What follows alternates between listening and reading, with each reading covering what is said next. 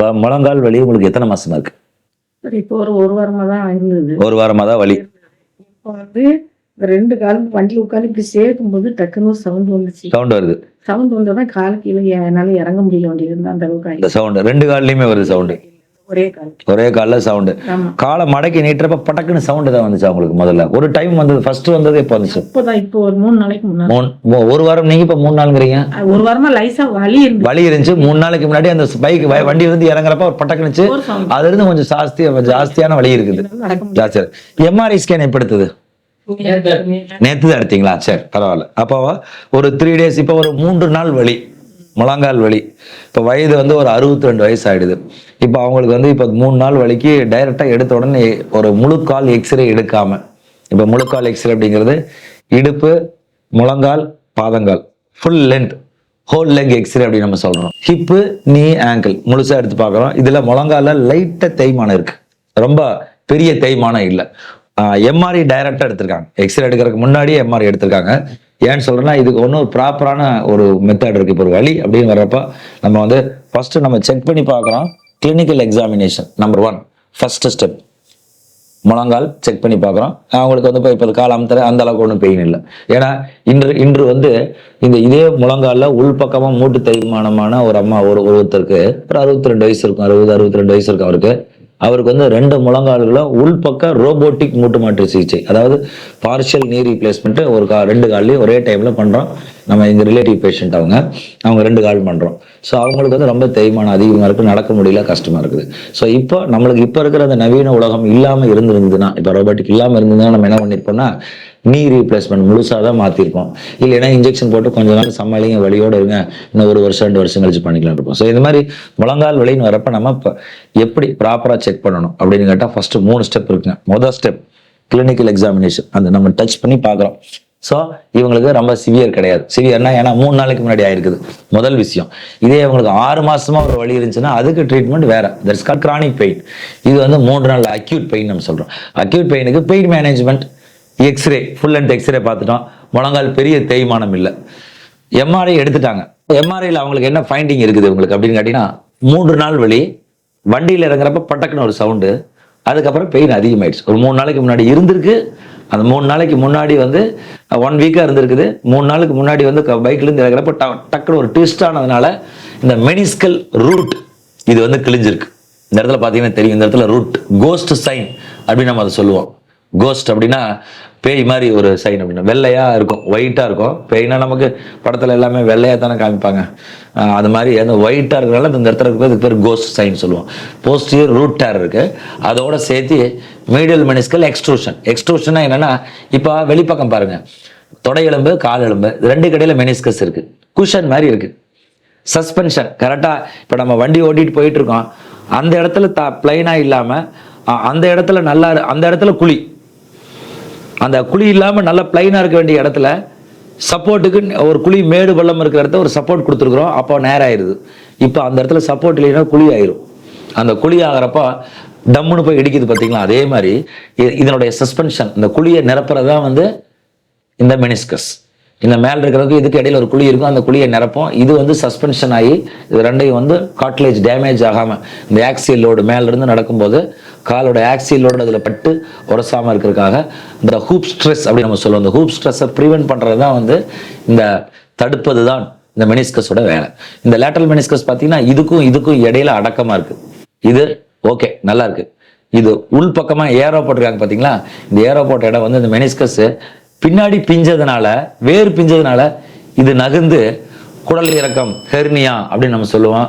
அந்த மாதிரி வந்து இறங்கி குடல் வெளியில, வயிற்றுலேருந்து வெளியில வருது. வயிற்றுக்குள்ள இருக்க வேண்டிய குடல் எப்படி வெளியில வருது, அதுக்கு நம்ம ஹெர்னியான்னு சொல்றோம். அந்த மாதிரி herniation of meniscus outside the joint, ஜாயிண்ட்டுக்குள்ள இருக்க வேண்டிய மெனிஸ்கஸ் வெளியில வருது. இதுக்கு பேர் மெனிஸ்கல் எக்ஸ்ட்ரூஷன். இந்த மெனிஸ்கல் எக்ஸ்ட்ரூஷன் எப்படி சரி பண்ணணும்னா, வேற இருக்காம, வேற ஒட்ட வைக்காம இதை சரி பண்ண முடியாது. இந்த கோஸ்ட் சைன் நம்ம சொல்றோம்ல, இந்த ஜவ் ஒட்ட வைக்கணும். ஏன்னா இதனுடைய ஆணி வேர் வந்து அங்க இருக்கு. அதனால அது ரூட் ஆஃப் த மெனிஸ்கஸ் சொல்றோம். இந்த ரூட் ஆஃப் த மெனிஸ்கஸ் நம்ம ஆர்த்ரோஸ்கோபிக்கா ரிப்பேர் பண்ணிட்டோம்னா இந்த மெனிஸ்கஸ் உள்ள வந்துடும். இந்த மூட்டு தேய்மானத்தை நம்ம குறைக்க முடியும். ஏன்னா இவங்களுக்கு 62 வயது. முழுக்கால் எக்ஸ்ரேல மெனிஸ்க்கு மூட்டு தேய்மானம் கம்மியா இருக்கு. அப்ப மூட்டு மாற்று சிகிச்சை தேவையில்லை. ஸோ அப்போ இதுக்கு வந்து ஃபிசியோதெரப்பி பண்ணலாம், வெயிட் ரிடக்ஷன் பண்ணலாம், ஃபுட் ஹேபிட்ஸ் வந்து நல்ல உணவு முறைகள் எடுத்துக்கொள்ளலாம், தேவைப்பட்டால் பிஆர்பி போடலாம். இப்போ பிஆர்பிலே லேட்டஸ்ட்டாக PRP with ozone, PRP with hylase, இன்னொன்று வந்து growth ஃபேக்டர் கான்சன்ட்ரேட்னு ஒன்று வந்திருக்கு. லேட்டஸ்ட் ட்ரீட்மெண்ட்டில் வந்து growth ஃபேக்டர் கான்சன்ட்ரேட். ஏன்னா ஒரு புண்ணு இருக்கு, அந்த புண்ணை ஆத்திரக்குன்னு உண்டான ஒரு செடிக்கு எப்படி உரம் போடுறோமோ அந்த மாதிரி முழங்கால் தேய்மானமான புண்களுக்கு, தேய்மானமானங்கிறது ஒரு புண்ணு தான், அந்த புண்ணை வந்து கார்ட்லேஜ் டேமேஜை சரி பண்ணுறதுக்கு அலைன்மெண்ட் நல்லா இருக்கணும், இல்லை கொஞ்சமாக டிவியேட் ஆகிருக்கணும். மினிமல் ஆக்சஸ் டிவியேஷன் நம்ம சொல்கிறோம், எம்ஏடின்னு சொல்கிறோம். அது வந்து அக்செப்டபிள் லிமிட்டில் மூட்டு தேய்மானம் ஆயிருந்ததுன்னா இதை நம்ம என்னென்னு சொல்கிறோன்னா கிரேடு 1 மூட்டு தேய்மானம். இந்த கிரேடு 1 மூட்டு தேய்மானத்திற்கு தான் இப்போ கிரேடு 1 மூட்டு தேய்மானம், மெனிஸ்கஸ் கிழிஞ்சிருக்கு, ஓரளவுக்கு ரீசனபிளாக, ரொம்ப வெயிட் ரொம்ப ஹெவியாக இல்லை அவங்க. ஸோ இவங்களுக்கு தான் வந்து இந்த லைஃப் ஸ்டைல் மாடிஃபிகேஷனான இந்த உணவு முறைகள், நல்ல உணவு முறைகள் எடுத்துக்கிறது, வெயிட்டு குறைக்கிறது, முழங்கால சுற்றி இருக்கிற சதைகளை ஸ்ட்ரென்தன் பண்ணுறது, PRP injection, PRP with hylase, PRP with ozone, இல்லைன்னா இப்போ லேட்டஸ்ட்டாக என்னன்னு கேட்டிங்கன்னா growth ஃபேக்டர் கான்சன்ட்ரேட். ஸோ முழங்கால் வந்து வலி வந்தால் கண்டிப்பாக அறுவை சிகிச்சை தான் அப்படிங்கிறது கிடையாது. அறுவை சிகிச்சை இல்லாமல் சிம்பிளான வழிமுறைகளையும் நம்ம சரி பண்ண முடியும், ஊசியில் சரி பண்ண முடியும். இந்த மாதிரி இருக்கிறவங்களுக்கு கிரேடு 1 அப்படின்னு நம்ம சொல்கிறோம். முதல் ஸ்டேஜ் மூட்டு தேய்மானம். இப்போ அது வந்து ஜவ்வு மட்டும் கிளியல. இப்போ அது ஒரு 20 வயது இப்போ ஒரு விளையாட்டு வீரர், இவருக்கு இதே மாதிரி மெனிஸ்கஸ் கிழிஞ்சிருச்சுன்னா அவ்வளோ சீக்கிரம் மெனிஸ்கஸ் எக்ஸ்ட்ரூஷன் ஆயிருக்காது, அதாவது ஜவ்வு வெளியே பிதுங்கி இருக்காது, கிழிந்திருக்கும் பிதுங்கி இருக்காது. ஆனால் ஏஜ் ஆகிறப்ப என்ன ஆகும்னா அந்த மூட்டு தேய்மான ஆக்சியல் லோடுனால ஜாயிண்ட் ஸ்பேஸ் வந்து கம்மியாக இருக்கும். அப்போ இடம் கம்மியாக இருக்கும் பொழுது ஜவ்வு கிழியும் பொழுது டக்குன்னு அந்த எலும்பு இரண்டு அமுத்தி அந்த ஜவ்வை பிதுக்கி விட்டோம். ஸோ இதனால தான் மெனிஸ்கல் எக்ஸ்ட்ரூஷன் அப்படிங்கிறது டீஜெனரேட்டிவ் டேர். அப்படின்னா முழங்கால் வயதானதால் கிழிகிற மெனிஸ்கல் டேர் வேறு, அதற்கு ட்ரீட்மெண்ட் வேறு. இள வயதுல விளையாட்டு வீரர்கள் அவங்களுக்கு மெனிஸ்கல் டேர் ஆனால் அவர்களுடைய ட்ரீட்மெண்ட் வேறு. அவங்களுக்கு ஜவ்வு கிழிஞ்சிருக்கு, இவங்களுக்கு ஜவ்வு கிழிஞ்சிருக்கு, ரெண்டுக்கும் ஒரே ட்ரீட்மெண்ட் தான் நோ. ஏன்னா அதுக்கு தான் வந்து நம்மளுடைய வயது, முழுக்கால் எக்ஸ்ரேயோட அலைன்மெண்ட், அப்புறம் எம்ஆர்ஐ ஸ்கேனில் இருக்கிற ஃபைண்டிங்ஸ், இந்த மூணையும் பார்ப்போம். இள வயதில் இருக்கப்ப அலைன்மெண்ட் நல்லா இருக்கும், மெனிஸ்கஸ்ல வந்து கிழிஞ்சிருக்கும், ரூட்டே கிழிஞ்சிருந்தாலும் எக்ஸ்ட்ரூஷன் ஆயிருக்காது. ஆர்த்ரோஸ்கோப் பண்ணி ரிப்பேர் பண்ணால் மேலே இருக்கிற மூட்டு கீழே இருக்கிற மூட்டு அருமையாக இருக்கும், காட்லேஜ் நல்லா இருக்கும், ரிப்பேர் பண்ணால் அருமையாக பழையபடி காலை கொண்டு வர முடியும். ஸோ இந்த மெனிஸ்கல் டேரை தேவையில்லாத எண்ணெய் கட்டு போடுறது, தேவையில்லாத ட்ரீட்மெண்ட் பண்ணுறது தவிர்த்துருங்க. ஆர்த்ரோஸ்கோப் பண்ணி அழகாக சிம்பிளான நுண்துளை சிகிச்சை பண்ணி அருமையாக ஓரிரு நாட்களில் வந்து அது பழைய நிலைமைக்கு ஆக முடியும். அதை விட்டுவிட்டு நம்ம வந்து ஆர்த்ரோஸ்கோப் பண்ணுறதுக்கு பயப்பட்டு என்னமோ இது ஒன்றும் பெரிய ஆப்ரேஷன் மாதிரி, இது ஓப்பன் பண்ணி வயிற்று ஓப்பன் பண்ணி கிழிச்சு 30 தையல் போகிற மாதிரி 40 தையல் போகிற மாதிரி, அந்த காலத்தில் 40 வருஷத்துக்கு முன்னாடி பண்ண ட்ரீட்மெண்ட்டை நினச்சிக்கிட்டு ஆப்ரேஷன் அப்படின்னாலே அறுவை அப்படிங்கிறது கிடையாது, அறுவை சிகிச்சைங்கிறது கிடையாது. சிம்பிளான முறையிலும் பண்ண முடியும். ஏன்னா அது சிம்பிளாக பண்ணுறது மிகப்பெரிய பாதிப்பு. ஏன்னா நாங்களும் நிறைய பார்க்குறோம், இள வயதில் இந்த மாதிரி நெக்லெக்ட் பண்ணி கம்ப்ளீட்டாக பயங்கரமாக தேஞ்சு போய் மூட்டை மாற்றுற அளவுக்கு சின்ன வயசுலேயே 30-35 வயசில் வர்றதை பார்க்குறோம். ஸோ அதை தவிர்த்து கொள்ளுங்கள். வயதானவங்க வரும் பொழுது முழங்கால் வலி வந்ததுன்னா உடனே ஆப்ரேஷன் தான் அப்படிங்கிறது கிடையவே கிடையாது. ஏன்னா இடத்த உடனே எடுத்து பார்த்துட்டு இந்த மாதிரி ஜவ்வு கிழிஞ்சிருக்கு, மூட்டு தேஞ்சிருக்கு அப்படின்ட்டு இன்ஜெக்ஷன் போடுறது ஒரு பக்கம், அந்த இன்ஜெக்ஷன் போடுறதுல ஏமாற்றி இதில் வந்து ஊசி போட்டால் இது வந்து முழுசாக உங்களுக்கு குணமாயிரும், இனிமேல் உங்களுக்கு முழங்கால நீங்கள் துள்ளி குதிக்கலாம், 10 வருஷத்துக்கு முன்னாடி நீங்கள் எப்படி அருமையாக இருந்தீங்களோ அது மாதிரி இருக்கலாம்னு சொல்லி ஆசை வார்த்தை காட்டி மோசம் பண்ணுற குரூப்பு ஒரு பக்கம் இருந்துட்டு தாங்க இருக்கு. அது வந்து மருத்துவர்களாக இருக்கலாம், மருத்துவர்கள் இல்லாத சிலராக இருக்கலாம், அதை வந்து நம்ம குறிப்பிட்டு சொல்ல முடியாது. ஆனால் நடந்து கொண்டிருக்கிறது. அவர்களும் வந்து பயங்கரமாக அட்வர்டைஸ்மெண்ட் பண்ணி பயங்கரமாக அது இதுன்னு நிறைய ப்ரொமோட் பண்ணி மக்கள் மனசை ஏமாத்திட்டு தான் இருக்கிறாங்க. உண்மையான அறிவியல் என்பது யாருக்கும் சாராததுங்க. உண்மையான சயின்டிஃபிக்கான ரீசன்ஸ் வந்து சயின்டிஃபிக்காக தான் இருக்கும். அதற்கு வந்து நீங்கள் ஒருத்தங்கிட்ட 2 பேர்கிட்ட 3 பேர்கிட்ட 4 பேர்கிட்ட எத்தனை பேரிடம் ஒப்பீனியன் கேட்கலாம். பிஃபோர் கோயிங் ஃபார் சர்ஜரி, அறுவை சிகிச்சைக்கு முன்னால் நீங்கள் 10 பேர்த்தையும் கூட கேட்கலாம், தப்பே கிடையாது. ஆனால் அது சரியானதாக இருக்கணும். தவறுதலாக மக்களை வந்து ஏமாற்றி அவங்ககிட்ட இருந்து பணம் பிடுங்கும், பணம் சம்பாதிக்கிறதுக்காக மட்டும் இந்த மாதிரி ஒரு ஆஸ்பெக்டை வந்து நம்ம பண்ணுவதை கொஞ்சம் நிறுத்தி கொள்ளணும். இவங்களுக்கு வந்து நம்ம என்னென்னா மெஜாரிட்டி வந்து பார்த்தீங்கன்னா 90% என்னோட கான்செப்ட் படி, என்னுடைய இத்தனை 17 வருட எக்ஸ்பீரியன்ஸில் 90% அறுவை சிகிச்சை தேவைப்படுவதில்லை. ஸோ இன்ஜெக்ஷன்லேயே சரி பண்ணலாம். இந்த மாதிரி ஸ்டேஜில் இருக்கப்போ ஃபிசியோதெரப்பி, லைஃப் ஸ்டைல் மாடிஃபிகேஷன் இந்த மாதிரி பண்ணி கரெக்ட் பண்ணிக்கலாம். 2வது ஸ்டேஜ் வரப்போ தான் நம்ம ரோபோட்டிக்கில் உள்பக்கம் மூட்டு சிகிச்சை இருக்குது.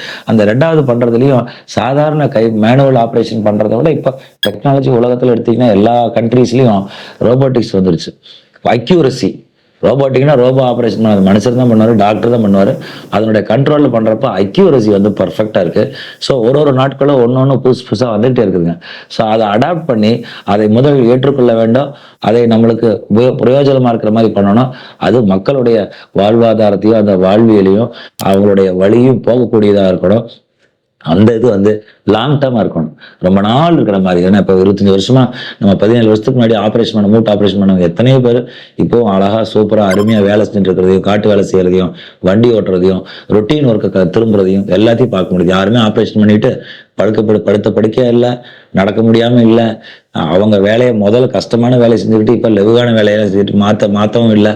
அவங்க முதல்ல என்ன பண்ணிட்டு இருந்தாங்க, விவசாயம் பண்றாங்க, காட்டு வேலை செய்யறவங்க காட்டு வேலை செய்யறாங்க, ஹார்ட் ஒர்க் பண்றவங்க ஹார்ட் ஒர்க் பண்றாங்க, வீட்டு வேலை செய்யறவங்க வீட்டில். ஸோ அவங்களோட நம்ம சொல்லுவோம், முதல்ல நம்ம எப்படி இருந்தோமோ அப்படியே இருக்கும் அப்படிங்கிற அளவுக்கு எத்தனை பேர் பார்க்குற உண்மையான புரிதலோட உண்மையாக நம்ம நிரூபிக்கிற கண்டிஷன் இருக்காட்டி தான் நம்ம இதை சொல்றோம். ஸோ இப்போ வந்து இந்த மெனிஸ்கல் டேர் அப்படிங்கிறது வந்து வயதானவர்களுக்கு வரக்கூடிய ஜவ்வு கிழிதல், மூட்டு தேய்மானம், முழு கால் எக்ஸ்ரே. இந்த எக்ஸ்ரே பார்த்தீங்களா, this x-ray is going to decide the treatment. இதுதான் வந்து அப்படின்னா என்னன்னா, இந்த முழு கால் எக்ஸ்ரே தான் ஒரு மூட்டு தேய்மானம், மூட்டு ஜவ்வு கிழிதல், வயதான வரக்கூடிய ஜவ்வு கிழிதலை சரி செய்யக்கூடிய, உறுதி செய்யக்கூடிய, அறுவை சிகிச்சையை முடிவு செய்யக்கூடிய. என்ன அறுவை சிகிச்சை செய்யலாம், இவங்களுக்கு வந்து இன்ஜெக்ஷன் போடலாமா, பிசியோதெரப்பி பண்ணலாமா, மூட்டு மாற்று சிகிச்சை தான் பண்ணணுமா, உள்பக்க சிகிச்சையா, டோட்டல் நீ ரீப்ளேஸ்மெண்ட்டா, இல்லை ரீஅலைன்மெண்ட் செய்தால் போதுமா அப்படிங்கிறத முடிவு செய்யும். ஸோ டிசைடிங் ஃபேக்டர் அப்படின்னு சொல்லலாம். ஃபுல் லென்த் எக்ஸ்ரே தான் டிசைடிங் ஃபேக்டர். எம்ஆர்ஐ வந்து அதற்கு ஒரு அடிஷ்னல் பெனிஃபிட்டே ஒழிய முக்கியமானது இதுதான். ஸோ இதுதான் நம்மளுக்கு ரொம்ப முக்கியமான. ஸோ இந்த மாதிரி முழங்கால் அந்த ஜவ்வு கிழிதலோ இல்லை அறுவை சிகிச்சை தேவைப்படும் பயந்துட்டு இருக்கலாம் அப்படின்னு பயப்படாதீங்க. எந்த சந்தேகம் வந்தாலும் தயங்காமல் தொடர்பு. நன்றி, வணக்கம்.